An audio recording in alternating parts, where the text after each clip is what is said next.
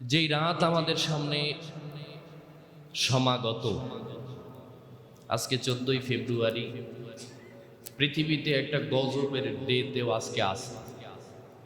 আজকে মুসলমানের সন্তানও অনেক জায়গাতে ফুল কিনছে, আবার মুসলমান ইমানদার নামধারী ফুলের দোকানও দিছে। ঠিকই উনি আবার যখন আজানের সময় হবে, জুমার দিনে নামাজ পড়ার জন্য আসবে, মাগরিবের পরে উনি আবার মসজিদেও শবে বরাত পালন করার জন্যও যাবে। একে মুসলিম বলা যায় না মুনাফেক? কথা হয় না কেন? আপনার কাছে শবে বরাতের গুরুত্বের চাইতে যদি ভ্যালেন্টাইন ডের গুরুত্ব বেশি হয়, এতে বোঝা যায় যে আপনার ভিতরে মুসলিমের যে ইমানের স্বাদ আছে সেটা আপনার কলিজার ভেতরে নাই। আমাদের দেশে অন্য 11 মাসে শবে বরাত নিয়ে কোনো ফতুয়া নাই। শুধুমাত্র লাইলাতুল বারাআতের এই দিন আসলেই কিছু মানুষের ফতুয়া, যেমন হালুয়া রুটি করা জায়েজ আছে কিনা, এরকম বলে কি বলে না। আমি এই প্রসঙ্গ টানি না, বিতর্কিত কথা বলে কোনো কিছু সমাধান করা যায় না। তবে আমি একটা প্রশ্ন রাখতে চাই, রমজান মাসে ছোলা বুট বিভিন্ন রকমের আইটেম যে ইফতারি আমরা খাই, এর সাথে রোজার কোনো সম্পর্ক আছে? কথা কয় না কেন? রাসূলুল্লাহ কোনোদিন ছোলা বুট দিয়া, পেঁয়াজু, বেগুনি এগুলা দিয়ে কোনোদিন ইফতার করছে, এরকম কোনো দলিল আছে? নাই। ছোলা বুটের সাথে রমজানের যেরকম সম্পর্ক নাই, এটা আমাদের সংস্কৃতির সাথে চলে আসছে, তেমনিভাবে শবে বরাতের দিনেও হালুয়া রুটির সাথে কোনো সম্পর্ক নাই। তবে এটা মুসলিমদের ঐতিহ্য, আপনি করলে আজকে করে খাওয়াবেন, কিন্তু এটাকে ইবাদত মনে করা যাবে না। ঠিক আছে? আমার মূল লক্ষ্য এবং উদ্দেশ্য স্থির থাকবে, আজকের এই বারাতের দিনে আল্লাহ যেন আমার গুনাহকে মাফ করে দেয়। কারণ আল্লাহ রাব্বুল আলামিন এই দিনে, পৃথিবীর অন্যান্য দিনে আল্লাহ তাআলা শেষ রাতে প্রথম আসমানে আগমন করেন, কিন্তু এই দিনেই আল্লাহ রাব্বুল আলামিন সূর্য ডোবার সাথে সাথে আল্লাহ প্রথম আসমানে আগমন করে। সুবহানাল্লাহ। যদি পোড়া কপাইল্লা না হই, নাফরমান যদি না হই, আল্লাহর কাছে দোয়া করি আল্লাহ যেন আজকের এই রজনীতে আমাদের জীবনের সব গুনাহকে মাফ করে দেয়, বলি আমিন। এই দিনে বেশি করে মা বাবার কবর জিয়ারতের কাছে যাবেন। ভারত উপমহাদেশের শ্রেষ্ঠ মুজাদ্দিদ আল ফেসানি রহমতুল্লাহ আলাইহি, তিনি তার কিতাবে উল্লেখ করেছেন, তিনি প্রতিদিন সকালবেলা তার মা এবং তার বাবার কবর জিয়ারতের জন্য যেতেন।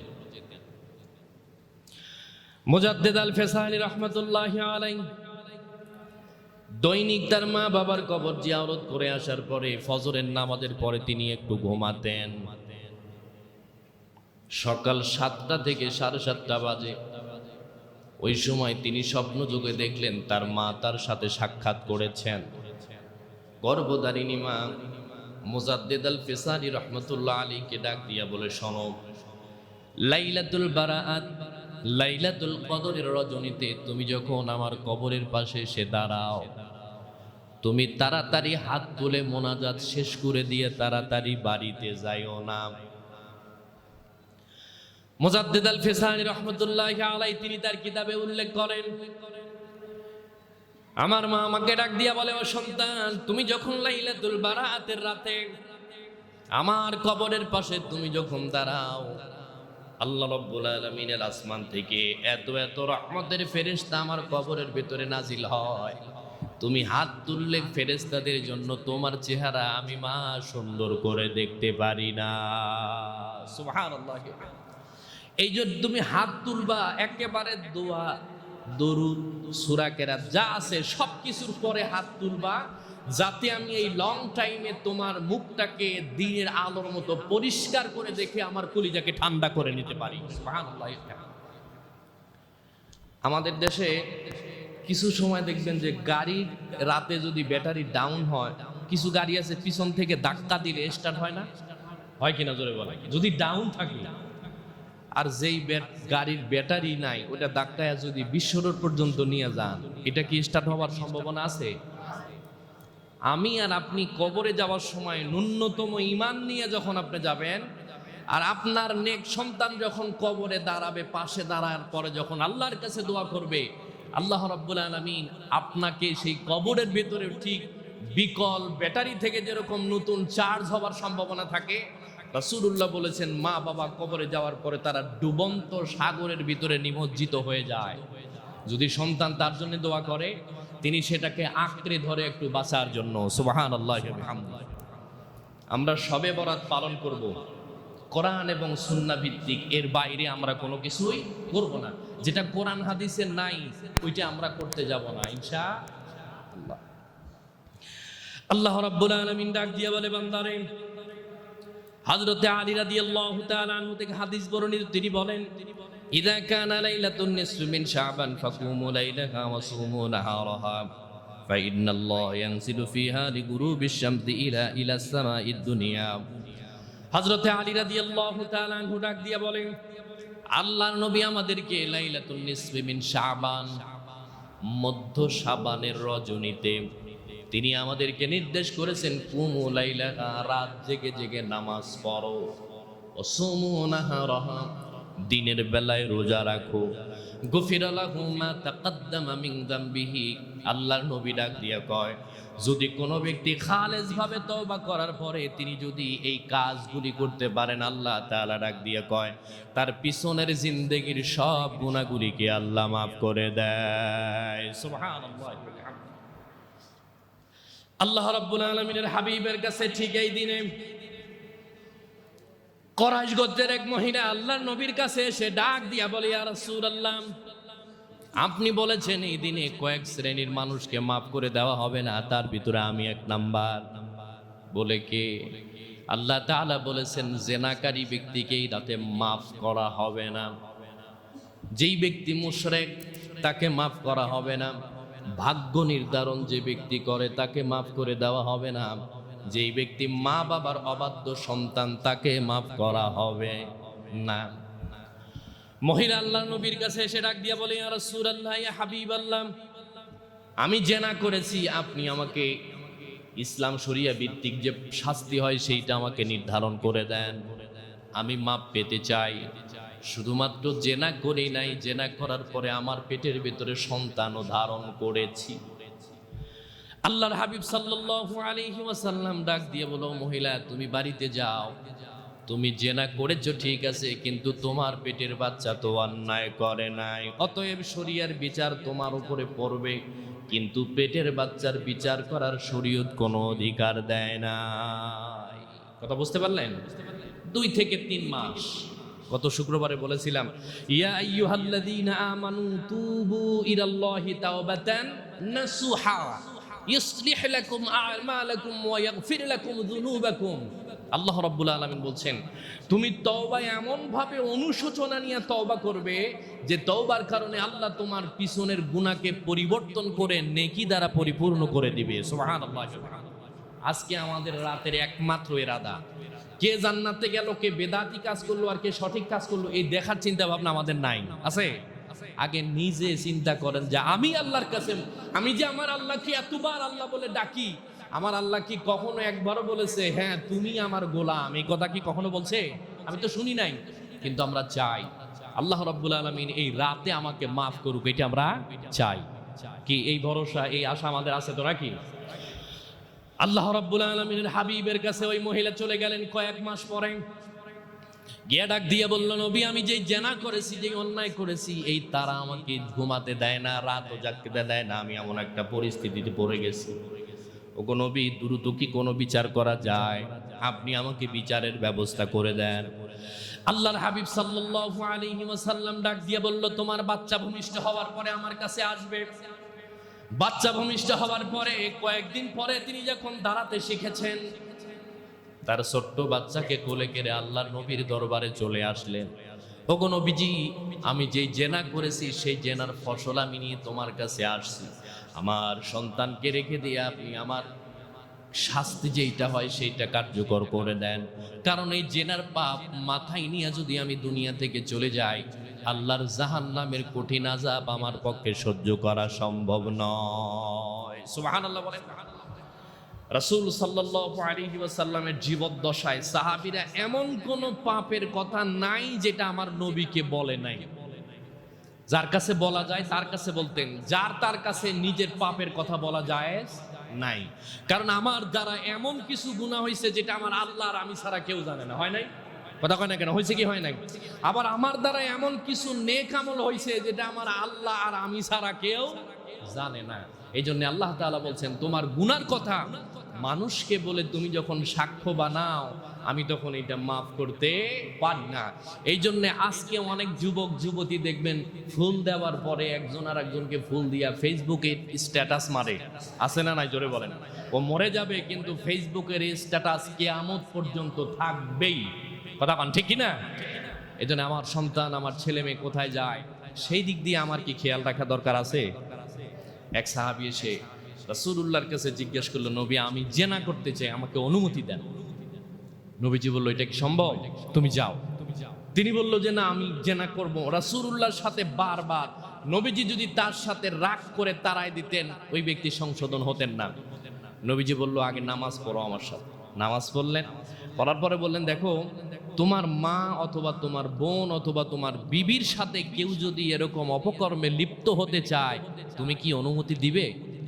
ওই ব্যক্তি বলল যে অনুমতি তো দূরের কথা, তার পরিচয় যদি জানি তাহলে তার গর্দানকে আমি আলাদা করে দেব।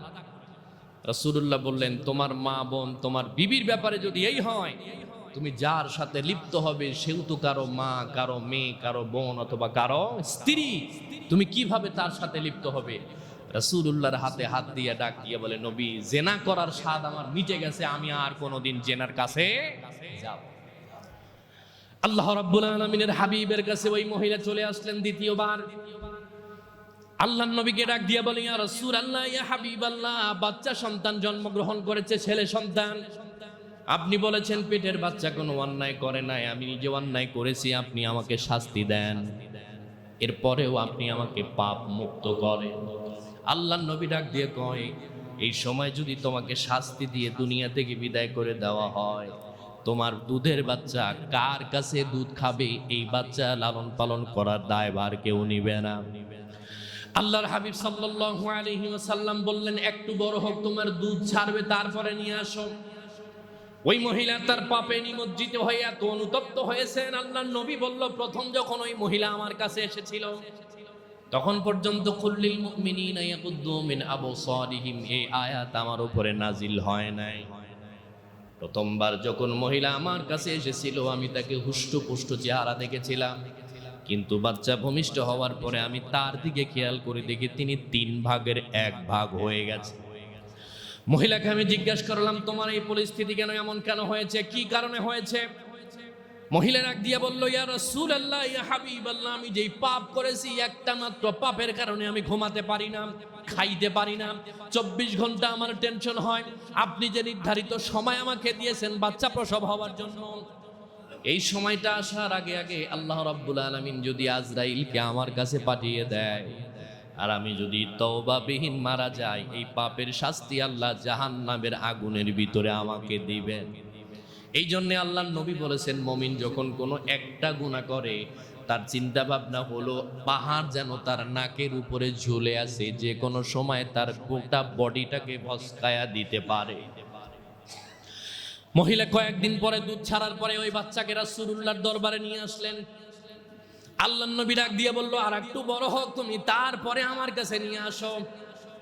ওই মহিলা ঠিক কিছুদিন পরে বাড়িতে যাওয়ার পরে বাচ্চাকে এমন করে খাওয়ালেন, লালন পালন করলেন যাতে দ্রুত বড় হয়। একজন মানুষকে 1 বছর লালন পালন করলে যেরকম তরুতাজা স্বাস্থ্য হবে, তিনি তার বাচ্চাকে 6 মাসে এরকম হুষ্টপুষ্ট স্বাস্থ্য করে বানালেন। তিনি যখন আল্লাহর রাসূলের দরবারে আসবেন, ওই মহিলা তার বাচ্চার হাতের ভিতরে একখানা রুটি দিলেন। তিনি নজর করে দেখলেন বাচ্চা নিজের হাতে ছিঁড়ে খেতে পারে। আল্লাহর নবীর দরবারে গিয়ে ডাক দিয়ে বলে, নবী, আমার বাচ্চা নিজের হাতে খেতে পারে, আপনি এবার আমার শাস্তির ব্যবস্থা করুন, আমার বাচ্চার বেঁচে থাকতে আর কোনো অসুবিধা না। কি পেরেশানি একটা গুনার কারণে। আমার আর আপনার আমলনামার ভেতরে হাজার হাজার গুনাহ।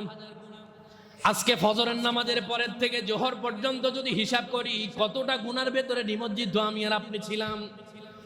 সারা বছর গুনাহ করেছি, গুনাহ সম্পর্কে আমার কোনো চিন্তাই নাই, কোনো ধারণা নাই। যে কোনো মুহূর্তে আজরাইল আলাইহিস সালাম আমার সামনে উপস্থিত হতে পারে, এই চিন্তা ভাবনা আমার মাথায় নাই। ও বন্ধু, একটা গুনাহের কথা মনে করে কোনো ব্যক্তি যদি এই চিন্তা ভাবনা করতে পারে, এটাকে বলে অনুশোচনা। তিনি তওবার আগুনে জ্বলতে জ্বলতে রাসূলুল্লাহর দরওয়াজার কাছাকাছি চলে আসলেন। আল্লাহর হাবিব সাল্লাল্লাহু আলাইহি ওয়াসাল্লামের কাছে এসে ডাক দিয়া বলে, ইয়া রাসূলুল্লাহ, আপনি আজকে আমাকে ফেরত দিতে পারবেন না, আপনি নজর করে দেখেন আমার সন্তান নিজের হাতে খেতে পারে। আল্লাহর নবী বুঝতে পেরেছে এই মহিলা নাছরবান্দা, তিনি ছাড়বেন না। ইসলামী শরীয়তের আইন যারা করেন, হযরতে ওমরকে নির্দেশ দিলেন মহিলাকে কোমর পর্যন্ত গেড়ে পাথর নিক্ষেপ করে মারো। আয-যানিয়াতু ওয়াজ-যানি ফাজলিদু কুল্লা ওয়াহিদিম মিনহুমা মিআতা জালদা।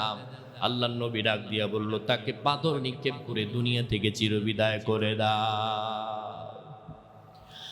আল্লাহ রাব্বুল আলামিনের হাবিব নির্দেশ দেওয়া মাত্র সাহাবায়ে কেরামরা গর্ত খনন করা শুরু করলেন। মহিলাকে কোমর পর্যন্ত গাড়ার পরে এক একজন এক এক জায়গা থেকে পাথর নিক্ষেপ করে দেবেন। কিন্তু ওই মহিলা পাথর নিক্ষিপ্ত হওয়ার আগে আল্লাহর কাছে হাত তুলে মোনাজাত করে, মালিক তুমি আমাকে বলেছো লা তাকনাতু মির রাহমাতিল্লাহ, লা তাকনাতু মির রাহমাতিল্লাহ। ও আমার মালিক, তুমি আমাকে মাফ করার কথা বলেছো, তুমি আমাকে মাফ করবে। আমাকে ডাক দিয়েছো গুনার কথা মনে করে, আমাকে নিরাশ হওয়ার জন্য নিষেধ করে দিয়েছো। তবে তোমার কাছে আমি বলি, আমি তোমার নবীর কাছে এসেছি, আমি শুধুমাত্র কেবলমাত্র আমার গুনাহকে মাফ করে নেওয়ার জন্য। ও গো মালিক, আমার গায়ে প্রথম পাথরটা নিক্ষেপ হওয়ার সাথে সাথে তুমি আমার জীবনের অপরাধগুলিকে ক্ষমা করে দাও। সুবহানাল্লাহ। একজন সাহাবী দূরের থেকে মহিলার গায়ে পাথর মারার পরে ওই মহিলার গায়ের কিছু রক্ত তার ভুরুর উপরে অথবা কপালের উপরে লাগছে। তো তিনি একটু ভুরু কুচকালেন, কিন্তু এই মহিলা যে এই অন্যায় করছে এতক্ষণ পর্যন্ত কেউ জানতো না। যখন গর্ত খনন করার কথা বলছে, তখন সাহাবীরা জানে যে তিনি কি করছেন, জেনার কাজে লিপ্ত হয়েছে। ওই মহিলার সামান্য রক্ত কোন এক সাহাবীর গায়ে লাগার পরে কেউ বলছে যে জুবায়ের আনসারী রাদিয়াল্লাহু তাআলা আনহু, কেউ বলছেন আবু মুসা আশআরী রাদিয়াল্লাহু তাআলা আনহু, দুইজনের কোন একজন তার বডিতে লাগার পরে তিনি একটু ভুরু কুচকাইছেন। একজন জেনাকারী মহিলার রক্ত আমার গায়ে লাগলো, তাও আবার আমি জলিলুল কদর সাহাবী। কথা কি বুঝতে পারছেন? নবী সাল্লাল্লাহু আলাইহি ওয়াসাল্লামের চোখ এড়ালো না। নবীজি তাকে ডাকলেন, কাছে বসালেন, জিজ্ঞেস করলেন যে তোমার গায়ে মহিলার রক্ত লাগার কারণে তুমি ভুরু কুচকালে কেন? তিনি বললেন, নবী সে তো পাপী, জেনাকারী, কবিরা গুনাহকারী। ওই ব্যক্তিকে শরিয়া ভিত্তিক বিচার করা হচ্ছে, তার রক্ত আমার গায়ে লাগার কারণে আমি একটু ভুরু কুচকাইছি, আমার কাছে একটু এটা নিন্দনীয় মনে হয়েছে। আল্লাহ রাব্বুল আলামিনের হাবিব ওই সাহাবীকে ডাক দিয়া বলল, উদ্দেশ্য করে সমস্ত সাহাবায়ে কেরামদের মাঝে ভাষণ দিলেন, শোনো, এই মহিলা প্রথম 10 মাস আগে থেকে আমার কাছে যোগাযোগ করে। পেটে বাচ্চা হওয়ার পরে তিনি আমার কাছে এসেছে, তার গুনাহ মাফ করে নেওয়ার জন্য আমার কাছে এসেছে। তোমরা কি জানো? কয় জানি না। তার পেটে বাচ্চা হওয়ার পরে আমার কাছে 2 বার এসেছেন। বাচ্চা ভূমিষ্ঠ হওয়ার পরেও আমার কাছে 2 বার এসেছেন।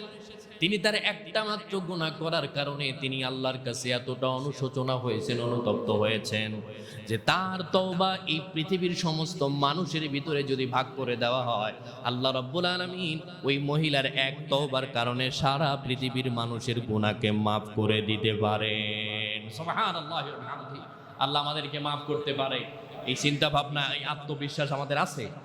আজকের এই পবিত্র রজনীতে আমার প্রতিজ্ঞা হোক, আমার রবের দরবারে তার কদম মোবারকে চুপি চুপি আমার জীবনের যত অন্যায় অবিচার আছে আমি তার কদমে সমস্ত কিছু বলবো, যেটা আমার আল্লাহ আর আমি ছাড়া কেউ শুনবে না। পারবো ইনশাআল্লাহ? পারবো কিনা জোরে বলেন।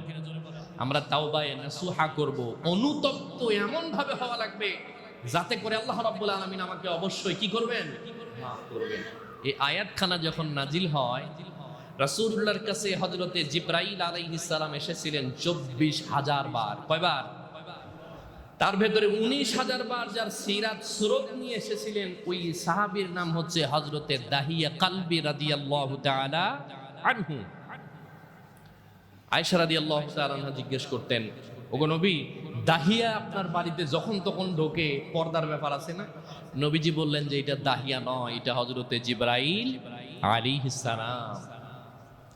হযরতে দাহিয়া কালবি রাদিয়াল্লাহু তাআলা আনহু যেদিন ইসলাম কবুল করবেন, লাইলাতুল বারাআতের এই মাসে নবীজির কাছে গেলেন, হাঁটু গেড়ে বসলেন, দুই হাঁটু রাসূলুল্লাহর হাঁটুর সাথে লাগাই দিলেন, বললেন নবীজি আল্লাহ তাআলা কি আমার জীবনের সব গুনাহ মাফ করবেন? আল্লাহর হাবিব বললেন, ইসলামের ছায়া তলে আসার সাথে সাথে আল্লাহ তোমার জীবনের সব গুনাহকে মাফ করে দিয়েছেন। হযরতে দাহিয়া রাদিয়াল্লাহু তাআলা চোখের পানি ফেলে আল্লাহর নবীর কাছে কান্দে। আল্লাহর হাবিবের হাত মোবারক জোরে চিপে ধরে আল্লাহর হাবিবের কাছাকাছি গিয়ে বসলেন। ওগো নবী, আল্লাহ রাব্বুল আলামিন আমার জীবনের সমস্ত গুনাহকে মাফ করে দিতে পারেন, কিন্তু আমি এমন জঘন্য পাপ করেছি যেই পাপ আল্লাহ আমাকে ক্ষমা করবেন না। আল্লাহর হাবিব ডাক দিয়া বলে, কি অন্যায় করেছো তুমি বলো? দাহিয়া কালবি রাদিয়াল্লাহু তাআলা আনহু ডাক দিয়া বলে, হাবিব আমার, আমি আমার স্ত্রীর পেটের ভেতরে বাচ্চা দেওয়ার পরে আমি সিরিয়ার জমিনে ব্যবসা করার জন্য রওনা দেই। 4 বছর পরে আমি দেশে ফিরে আসার পরে দেখি আমার একটা ফুটফুটে কন্যা সন্তান হয়।